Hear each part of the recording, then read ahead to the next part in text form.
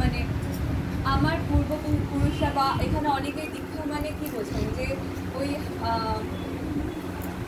হাতের জল শুদ্ধ করার মতো ব্যাপার, যে মানে ঠাকুর ভোগ দেওয়া এইসব ব্যাপার, আধ্যাত্মিক কোনো ব্যাপার এরকম কিছু।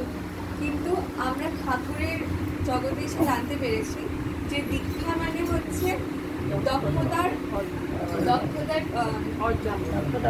মানে দক্ষতা অর্জন করা, মানে দক্ষতা লাভের যে শুরুটা সেটা হচ্ছে দীক্ষা। এবার কিসে আমরা দক্ষতা লাভ করবো না, আমরা আমাদের জীবনে যে নানা বিষয় আছে, যেমন আমরা আমাদের পড়াশোনা, গান বাজনা বা আচার আচরণ, ব্যবহার, পোশাক আশাক, খাবার দাবার, সব এগুলো হচ্ছে বিষয়, আমাদের জীবনের বিষয়, এইগুলোতে আমরা দক্ষতা লাভ করবো। এবার শুধু দীক্ষা নিলেই যে আমরা দক্ষ হয়ে যাবো এরকম ব্যাপার না, আমাদেরকে তার জন্য সেই বিষয়ে প্র্যাকটিস করতে হবে। আর প্র্যাকটিস করা মানে কি, যে মানে সঠিক পথে সঠিকভাবে আমাদেরকে প্র্যাকটিস করতে হবে। ধরুন আমি এখন এখান থেকে সোদপুর যাব, আমি তো বারাসাতের পথে গেলে হবে না। তো তেমনই আমরা যে বিষয়ে প্র্যাকটিস করবো, আমাদের সঠিকভাবে সঠিক পথ অবলম্বন করে আমাদেরকে সেই বিষয়ের ওপর প্র্যাকটিস করতে হবে, তাহলে আমরা সেই বিষয়ে দক্ষ হতে পারি। এবার আমরা যে সঠিক পথ কোনটা সেটা আমাদেরকে কে বলবে? আমরা তো বলছি সঠিক পথ আমাদেরকে অবলম্বন করতে হবে, এটা এবার কোনটা যে সঠিক পথ সেটা কে বলবে?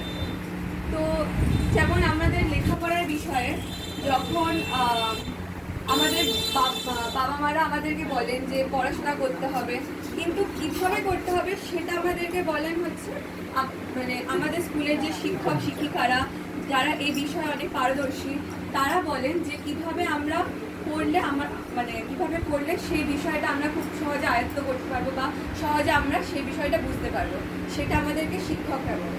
তেমন এই জীবনের যে বিষয়গুলো আছে সেইগুলো আমরা কীভাবে কীভাবে আমরা আয়ত্তে আনতে পারবো বা কীভাবে আমরা ওখানে দক্ষ হয়ে উঠতে পারবো, সেটা আমাদেরকে শিখিয়ে দেবেন আমাদের জীবন্ত কি বলবো, হ্যাঁ, আমাদের আচার্যদেব এবং অবিদ্যারা। তারা আমাদেরকে বলবেন যে কীভাবে কী করলে আমরা সঠিক পথে কোনো বিষয়ে দক্ষ হয়ে উঠতে পারি, তাই আমরা দীক্ষা নিই। এবার আপনারা দেখবেন অনেক সময় আমাদের পারিপার্শ্বিকে অনেকেই আছেন যারা দীক্ষা নেননি, কিন্তু তাদের টাকা পয়সার কোনো অভাব নেই, তাদের ঘর বাড়ি সম্পত্তি সব আছে, কিন্তু তারা দীক্ষা নেননি, এরকম হয়ে থাকে। তো আমরা তাদেরকে দেখে ভাবি যে হয়তো তাহলে আমরা ভাবি যে দীক্ষা না নিয়েও কি তাহলে খুশি থাকা যায়। তো মাঝে মাঝে আমরা এটা ভাবি যে হয়তো দীক্ষা না নিয়েও খুশি থাকা যায়, কারণ সে তো দীক্ষা না নিয়ে টাকা পয়সা সব আছে। তো তো এই প্রশ্নই একজন ঠাকুরকে করেছিলেন। তো ঠাকুর এই প্রশ্নটা শুনে উত্তরে একটা উদাহরণ দিয়ে তাকে বুঝিয়েছিলেন যে যখন পাঠা মানে ছাগল, যখন ছাগলকে বলি দেওয়া হয়, সেই বলি দেওয়ার কিছুক্ষণ পূর্বে ছাগলটাকে খাওয়ানো হয়, স্নান করানো হয়, অনেক আদর যত্ন, মানে অনেক আদর যত্নে রাখা হয়। কিন্তু সেই আদর যত্ন সব করার পর তার কিছুক্ষণ পরে তাকে কি করে বলি দিয়ে দেয়, মানে তার শিরচ্ছেদ করে দেওয়া হয়। তো তাহলে কি তার এই কিছু সময়ের এই যে সন্তুষ্টি, সেটা কি তার সত্তাকে পুষ্ট করতে পারলো না? আরো সহজভাবে বলতে গেলে সে তার জীবনে কিন্তু সবকিছুই পেল, সে ভালো খাবার পেল, পেট ভরে খেতে পারলো, আদর যত সব পেল, কিন্তু সেটা সাময়িকভাবে পেল, মানে সেটা অল্প সময়ের জন্য, সেটা চিরস্থায়ী না বা সারা জীবন সেটা তার কাছে ছিল না। তো তেমনভাবেই আমরা দীক্ষা না নিয়ে হয়তো আমরা কিছু সময়ের জন্য আনন্দে থাকতে পারি, খুশি থাকতে পারি, সুখে থাকতে পারি, কিন্তু সেটা সাময়িক, সেটা যে আমাদের সাথে চিরকাল থাকবে, চিরস্থায়ী হবে, তার কোনো মানে সেরকম কোনো কথা নেই। আর তো তাই এখানে যারা উপস্থিত আছেন আমি সবাইকে বলবো যে আপনারা ঠাকুরের দীক্ষা নেবেন, এবং দীক্ষা নিলেই হবে না, দীক্ষার সাথে সস্তনী ব্রত নিতে হবে।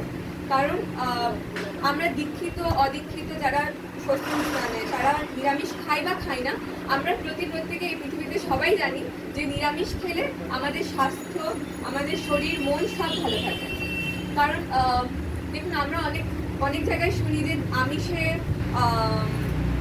কি বলবো, আমিষে অনেক প্রোটিন আছে, অনেক ফ্যাট, আরও অনেক নিউট্রিয়েন্টস বেশি আছে, যেটা নিরামিষে হয়তো নেই।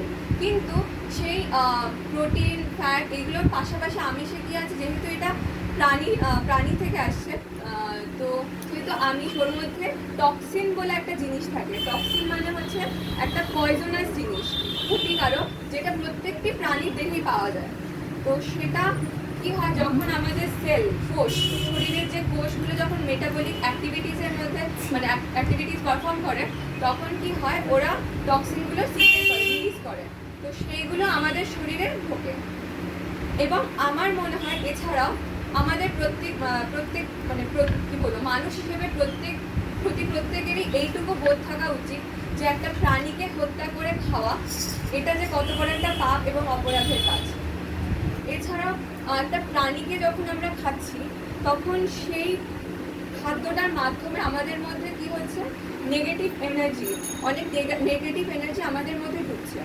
সেটা কিভাবে ঢোকে না, যখন একটা প্রাণীকে উদাহরণ দেওয়ার জন্য আমি বলছি, একটা ছাগলকে যখন মারা হচ্ছে, তখন সেই ছাগলটা মানে বাঁচার জন্য ছটফট করছে। কারণ প্রত্যেকটি প্রাণী কি চায়, সে বাঁচতে চায়, বাঁচার আকাঙ্ক্ষা সবারই থাকে। তো সেই ছাগলের যে বাঁচার আকাঙ্ক্ষাটা, সেটা যে আমরা পূরণ হতে দিচ্ছি না, তাই সেই প্রাণীটির মধ্যে কি হচ্ছে, একটা নেগেটিভিটি তৈরি হচ্ছে, একটা নেগেটিভ এনার্জি আসছে। সেইটা যখন আমরা সেই প্রাণীটি খাচ্ছি, আমাদের মধ্যে সেই নেগেটিভ এনার্জিটা আমাদের মধ্যে ঢুকছে, যেটা একটা নেগেটিভ ইম্প্যাক্ট আমাদের মধ্যে ফেলছে। তো সেটা আশা করি খুব একটা ভালো না। তাই আমি আপনাদেরকে অনুরোধ করবো যে আপনারা শিক্ষার সাথে সাথে সুস্থ ব্রতটা পালন করবেন। আর হ্যাঁ, নিরামিষ তো অবশ্যই। আর হচ্ছে সবসময় হাসি খুশি থাকার চেষ্টা করবেন, কারণ আমরা হচ্ছে ঠাকুরের মানুষ, পরম পিতার সন্তান। তো আমরা যদি সারাক্ষণ বাকি চারটে মানুষের মতো ওই ডিপ্রেশন, অ্যাংজাইটিতে ভুগি, তাহলে আমার আর তার মধ্যে কি পার্থক্য, তাই না? তাই আমরা সবসময় হাসি খুশি থাকবো, পজিটিভ থাকবো। আর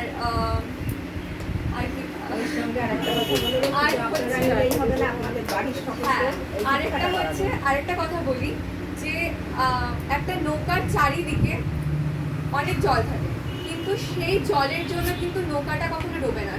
সেই জলের জন্য কি নৌকাটা ডোবে না। নৌকাটা কখন ডোবে না, সেই জলটা যখন নৌকাটার ভেতরে প্রবেশ করে, তখন সেই নৌকাটা ডোবে। মানে সেই নৌকাটা চারিপাশে থাকলে নৌকাটা ডুবছে না, সেই জলটা চারিপাশে থাকলে নৌকাটা ডুবছে না। নৌকাটা কখন ডুবছে না, সেই জলটা যখন ভেতরে প্রবেশ করে। ঠিক তেমনই আমাদের চারিদিকে অনেক নেগেটিভিটি আছে, অনেক নেগেটিভ মানুষজন আছে, তাদের মনে অনেক হিংসে, বিদ্বেষ, অহংকার, অনেক কিছু আছে।